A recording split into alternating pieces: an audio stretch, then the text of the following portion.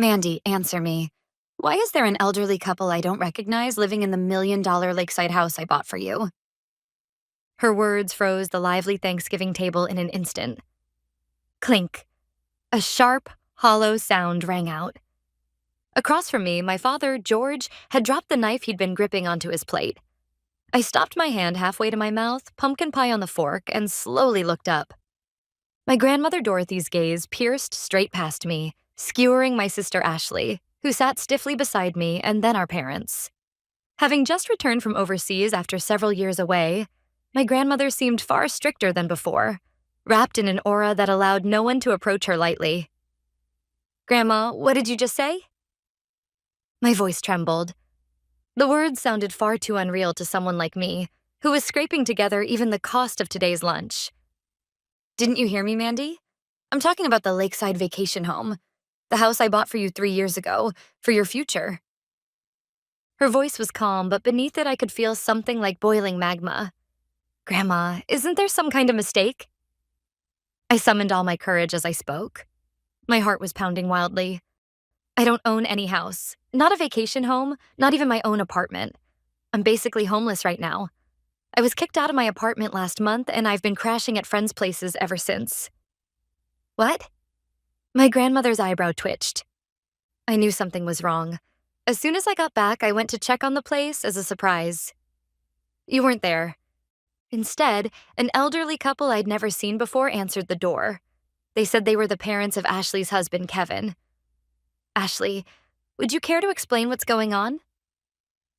Out of the corner of my eye, I saw my sister Ashley's hand trembling as she held her wine glass. "Ashley?" I turned to look at her. Her eyes darted around, her breathing quick and shallow. "Grandma!" Ashley cried out, almost screaming. That must be some kind of mistake. Maybe you got the address wrong. There are lots of similar houses around there, and you just got back. You must be exhausted." "That's right, Mom." My mother, Sandra, jumped in. Beads of sweat dotted her forehead. "It's just jet lag. Your memory's mixed up. Come on, the turkey's getting cold." "Be quiet." My grandmother's shout slammed down on my mother's words like a physical blow. Despite her age, her voice was so powerful that everyone at the table flinched. My mind is not failing me yet. The address? The exterior? It was exactly the house I signed the contract for. And more than that? My grandmother reached into her handbag, pulled out a photograph, and slid it across the table. "This is what Kevin's parents, who were living in that house, said to me. We're staying in this home owned by our son's wife, Ashley." The moment those words landed, the color drained completely from Ashley's face. In the photo was a beautiful mansion by the lake, and in front of it, smiling for the camera, stood Ashley, her husband Kevin, and his parents. Shall we ask for an explanation of this photo? Faced with irrefutable evidence, the air in the room grew thick and heavy. I stared at the photo, doubting my own eyes. It was the very same place Ashley had posted on social media with the caption, #MyNewVacationHome, back when I was wearing myself down juggling 3 part-time jobs. That was my house? What is going on? I stood up. "Mom, Dad, what does this mean? Grandma bought a house for me. Then why am I living like I'm homeless right now?" At my question, my father looked away awkwardly. Mom, it's complicated. Today's Thanksgiving. Talking about money at a family dinner isn't exactly appropriate, is it? Tomorrow we can sit down in my study and talk it through properly." My grandmother cut him off coldly. "No, we're clearing everything up here and now. Mandy, you really don't know anything, do you? About the $1 million vacation home I sent you 3 years ago, and how it was used." $1 million? The room spun. The balance in my bank account, when I checked it this morning, was $12.50. Working 3 jobs, sacrificing sleep, only to watch everything disappear into student loan payments and living expenses. $1 million was a number I couldn't even imagine. I don't know anything. I've never seen a vacation home, and I've never once been told that anyone bought one for me. At my words, my grandmother's expression softened slightly, a hint of pity flickering across her face. But it vanished just as quickly, replaced by a hard stare as she turned to my parents. "George, Sandra, you told me this, didn't you? Mandy is mentally unstable and incapable of managing a large sum of money. Until she becomes independent, we will act as her guardians and manage that vacation home on her behalf. What? I couldn't believe my ears. Wait a second, Mom, Dad. When exactly was I ever mentally unstable?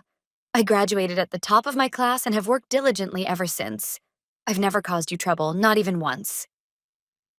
Mandy, calm down, my mother said in a low voice. There was no concern in her eyes, only a warning that said, "Don't say anything unnecessary. You're worked up right now. See? This is exactly what I mean by unstable." Don't you dare! I sprang to my feet. My chair toppled over behind me with a loud crash. I am perfectly normal. You're the ones who are sick. When I couldn't pay my rent, you told me I wasn't trying hard enough and to be independent, didn't you? And yet behind my back, you handed over a house in my name to Ashley? Mandy, how dare you speak to your parents like that? My father shouted, slamming his fist on the table. We did it for your own good. You don't have the ability to manage assets, so we entrusted it to Ashley. For my own good. The absurdity of it all left me too numb even to cry. Oh, shut up already, Ashley Thompson screamed. A plain, boring woman like you doesn't deserve a beautiful house like that. We were just putting it to good use. You should be thanking us. Ashley, you... My vision blurred with frustration. My whole body trembled with rage. This is family? Is this what people bound by blood do to each other? That's enough. My grandmother's voice cut cleanly through the swamp of shouting. She rose slowly, leaning on her cane, and walked over to me. Then she placed her hand gently on my shaking shoulder. Mandy is right. All of you are rotten. Completely rotten to the core. Mom, that's going too far. My father said, his face twisting. We did everything for the sake of the family. My grandmother looked down at him coldly. There is no family here. There are only hyenas who fed on their granddaughter's property. Tonight, everything will be settled. She pulled a smartphone from her pocket and pressed a speed dial number. Come in, please. Yes, right now. The front door opened, letting in a gust of cold night air along with a man. It was Mr. Watson, my grandmother's personal attorney. He carried a thick briefcase. Mrs. Hanson, I've brought all the documents as instructed, Attorney Watson said in a businesslike tone, setting a heavy stack of papers down on the table. What is all this? My father staggered back a step. George, Sandra, and Ashley, my grandmother declared. I will now go through every single fraudulent act you committed, one page at a time. Don't think for a moment you can escape. I wiped away my tears and lifted my head. The warmth of my grandmother's hand gave me strength. That's right. This wasn't the time to cry, and I had a duty to make them face the consequences they deserved. Heh. In the dead silent room, my small laugh echoed. I stood up slowly, shedding the mask of the frightened victim I'd been wearing until now. Pretending to wipe my tears with my napkin, I looked down at my family with cold, merciless eyes. That's enough acting, Grandma. Yes, indeed, Mandy. I've been thoroughly entertained, my grandmother replied, stepping firmly to my side, her cane tapping the floor. My father, mother, and Ashley were speechless at our sudden transformation. Huh? Mandy? Why are you laughing? My mother asked in a trembling voice. Don't you see? You guys were being played, I told her coldly. I continued without mercy. A week ago, Grandma contacted me. Not through you, but through my aunt. She said, it seems the family has been intercepting my letters and deliberately isolating you. From that moment on, we knew everything. And that's why we set the stage for tonight. This so-called Thanksgiving dinner. We waited for the moment you'd let your guard down and confess your crimes with your own mouths. What? We were set up? My father went pale and tried to stand. Sit down. One word from my grandmother pinned him to his chair. This isn't over yet. In fact, it's only just beginning. Mr. Watson, please. Shall we start with the forged gift agreement? The handwriting analysis is complete. Attorney Watson slid a document to the center of the table. It was a real estate registry. This property, Lakeside Manor, was originally purchased by Mrs. Hanson in Mandy Hanson's name. However, the current registered owner is Ashley Thompson, your younger sister. The transfer date is October 15th, 3 years ago. The sale price was $1, essentially a gift. $1. That was the price of my life. I stared at the date. October 3 years ago, the exact time I had graduated from college and begun drowning under student loan repayments and living expenses. The moment my life started to derail. I always thought something was wrong, I said quietly. I graduated at the top of my class. I had professors' recommendations and made it to the final interviews at several major companies. And yet, somehow, every single one of them rejected me, without explanation. I fixed my gaze on my father. His eyes darted away. Around that time, anonymous emails were sent to the HR departments of the companies I was about to join. Emails claiming that Mandy Hansen suffers from a severe mental illness and was a troublemaker at university. What are you talking about? He tried to play dumb. IP addresses don't lie, Dad. The emails were sent from this house, and the timestamps match the hours you were in your study. You pushed me into unemployment on purpose, didn't you? Because if I became independent, you wouldn't be able to keep committing fraud using my name. No, it was for your own good. And you, Mom, I said, turning to my mother. I finally understand why no matter how hard I worked, I never saved any money, and why I kept failing credit card screenings. Attorney Watson produced a set of bank statements. This is the account Mandy used to repay her student loans. She deposited money every month from her part-time jobs. However, the funds were automatically redirected, not to the loan agency, but to a hidden account in Mrs. Hansen's name. My mother gasped. And yet, Mom, you kept telling me I wasn't trying hard enough, that I should be more like Ashley. Because of you, I was blacklisted as a delinquent borrower. I couldn't even rent a proper apartment. You destroyed my credit. You forced me to juggle 3 jobs and still live in fear of ending up on the streets. My mother covered her mouth with trembling hands. My poverty wasn't bad luck. It wasn't a lack of effort. It was a cage, carefully, deliberately built by my own parents. And you, Ashley, I turned to my sister. She glared back at me as if she were the victim. Kevin's parents are living in the vacation house, aren't they? So what if they are? Ashley replied, jutting out her chin. Kevin's mom and dad retired and wanted a quiet place to live, so I let them stay there. What's wrong with that? It's better than leaving the place empty. You let them stay? I raised an eyebrow. For free? Of course. They're family. Don't lie. I nodded slightly to Attorney Watson. Without a word, he presented the next document. These are the deposit records for a bank account under Ashley Thompson's name, Attorney Watson read calmly. On the first of every month, $5,000 is transferred from the account of Kevin Thompson's parents. The stated purpose of the transfer is rent. My grandmother spoke first. Ashley, so you not only stole Mandy's house, but then used it to squeeze rent out of your in-laws as well? No, that's not it, Ashley screamed. That was a maintenance fee. It's a huge house. It costs money to keep it up. And Kevin's parents are rich anyway. $5,000 a month is nothing to them. That's not the point, I said quietly, but with force. You took my house without permission and made $5,000 a month off it. Meanwhile, I, the rightful owner, could barely afford food for the next day. You knew that. Ashley's eyes darted away. Mom, listen. My father leaned forward, trying to intervene. Yes, maybe the way we did it was a little heavy-handed, but look at the outcome. The house is well-maintained, and Ashley's in-laws are happy. Isn't that far better for the family as a whole than letting Mandy live there alone? We can always give Mandy some money later. A severance payment. No, a consolation payment, and settle this. A consolation payment? My grandmother repeated in a low voice. The stem of the wine glass in her hand creaked ominously. When my granddaughter was on the brink of sleeping on the streets, you were living in luxury off her property? And now you think you can settle it with consolation money? But Mom, Mandy is still young. Hardship builds character, doesn't it? Shut up! My grandmother's roar echoed through the room. I wrote to Mandy every single month. I asked, how's the house? Are you having any trouble? But I never received a single reply.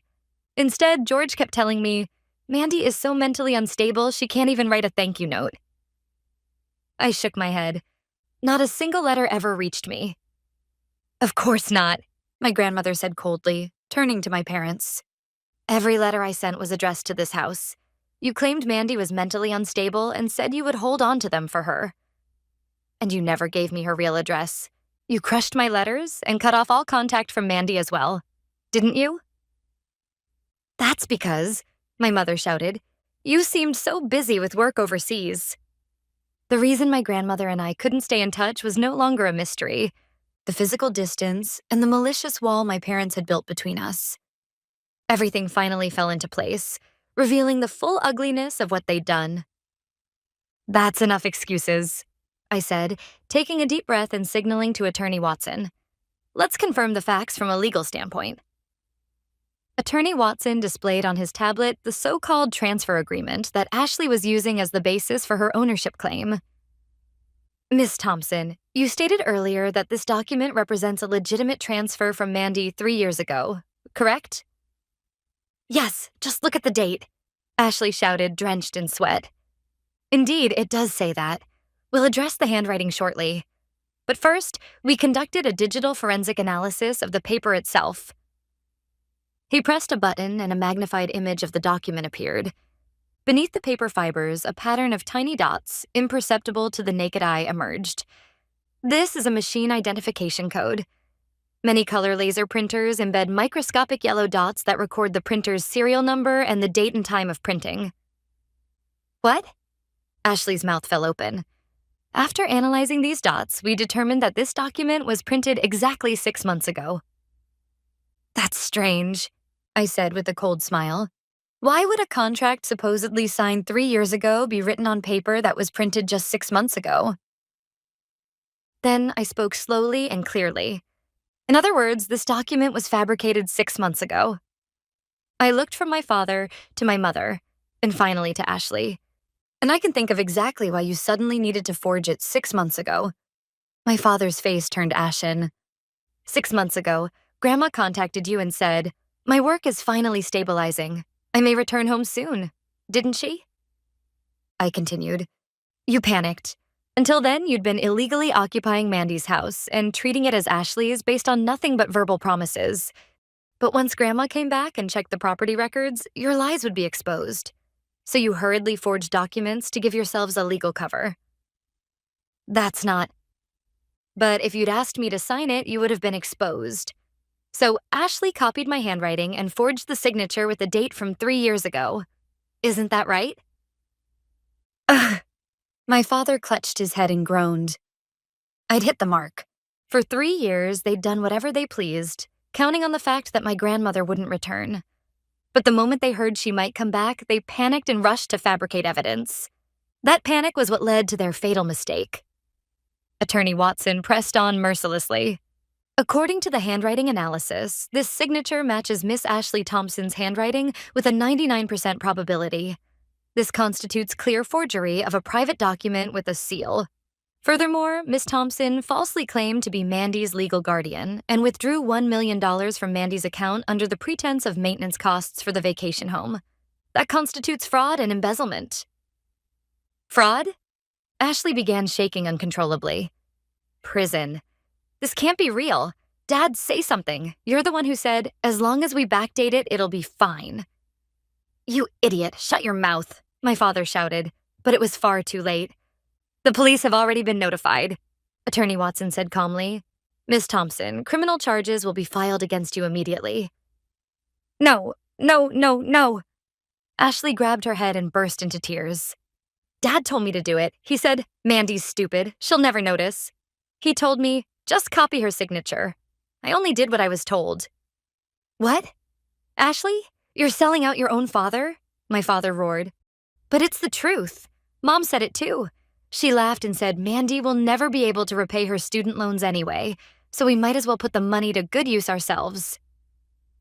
Ashley, don't say another word, my mother screamed, lunging at her. It was painfully ugly. The very people who'd been preaching about family bonds and love just moments ago were now hurling accusations at each other, desperately trying to shift the blame. My grandmother watched the spectacle with cold eyes and spoke quietly. That's enough. At those words, the shouting stopped dead. I've seen enough of your ugliness. Don't stain this table any further. She turned to Attorney Watson. Mr. Watson, the revision to my will is complete, correct? Yes, Mrs. Hanson. Attorney Watson produced a new set of documents. This is the latest will. It fully revokes the inheritance rights of George Hansen, Sandra Hansen, and Ashley Thompson, as well as Ashley Thompson's spouse, and designates Miss Mandy Hansen as the sole heir to the entire estate. The entire estate? My parents shouted in unison. Mom, please, wait. Anything but that. We're sorry. We've reflected on our actions. Please. Gone was any trace of pride, only a man clinging desperately to money. My mother followed suit. I'm sorry, Mom. I had a moment of weakness. I'll never do it again. Please reconsider. From above them, my grandmother replied in an icy voice. If you want to apologize, do it to Mandy. She's the victim, not me. My parents and Ashley's eyes all turned to me at once. Pleading, fawning, and underneath it all, that same entitled assumption. We're family, so she'll forgive us. I slowly lifted my wine glass and took a sip. Then I smiled sweetly. No, I don't possess mercy. The only thing I have for you is an invoice. I accepted the final document from Attorney Watson. This is a demand for restitution of unjust enrichment over the past 3 years, along with damages for emotional distress. The total amount due is $2 million. If payment is not made by tomorrow, criminal prosecution will proceed immediately. $2 million? My father screamed. There's no way we have that kind of money. Then sell what you do have, I said coldly. Your house, your cars, your jewelry, and that house Kevin's parents are living in. You'll vacate it immediately. No? Ashley collapsed to the floor, kicking Kevin's mom and dad out. If I do that, he'll divorce me. That's none of my concern. That's your problem, Ashley. I cut her off coldly. When I lost my job and my credit was destroyed, did any of you worry about me? No, you all mocked me. Now it's your turn to taste that same misery. At that moment, a heavy knock sounded at the dining room door, and 2 officers wearing sheriff's badges entered. Ashley Thompson? Please come with us to the station. No, help me. I didn't do anything wrong. Ashley screamed as she was dragged away. Next, my parents, still in shock, were placed in handcuffs as well. Mandy, I'm sorry, Mandy. My mother sobbed, looking at me through tears. I was wrong. Please drop the charges. Goodbye, Mom, I said without looking away. Count the wrinkles on your face in prison. You'll have plenty of time. As the police sirens faded into the distance, only my grandmother, Attorney Watson, and I remained in the vast dining room. I let out a long breath. It wasn't exhaustion. It was relief, as if a curse had finally been lifted. It's over, Grandma. Yes, it is, she said gently, pulling me into an embrace. No, actually, that's not quite right. This is where it begins. Your real life. 1 year has passed since that night. I'm standing now on the wooden deck of Lakeside Manor. This place is truly mine. Ashley, her husband, and his parents were forcibly evicted within 72 hours of that night. Her in-laws claimed they had been told the house belonged to their daughter-in-law and that they were victims too. However, because they had lived there knowing the rent was suspiciously low and the contract was flawed, they were questioned as potential accomplices. Ashley was sentenced to 3 years in prison and is currently incarcerated. She divorced Kevin and was completely bankrupted by damages and legal fees. My parents lost all social credibility and were cut off by relatives across the board. My father's company went bankrupt, and I hear they're now scraping by in a small apartment. But I don't even know their contact information, nor do I want to. As for me, I started a new business in this quiet home. Online consulting and financial planning and victim support. When I began sharing my own harrowing experiences, the response was overwhelming. Before I knew it, my schedule was booked months in advance, and my income grew to dozens of times what I made back when I was juggling 3 jobs. I no longer depend on anyone. I've achieved complete financial independence. On weekends, my grandmother comes to stay here, and we sit by the fireplace, talking and laughing as if reclaiming the 3 years that were stolen from us. One day, gazing calmly out over the lake, she said, "You didn't just reclaim the future that was taken from you. Through integrity and courage, you built an even brighter one." This is my home, the place I protect, the place I love. I'm happy, Grandma, I said from the bottom of my heart.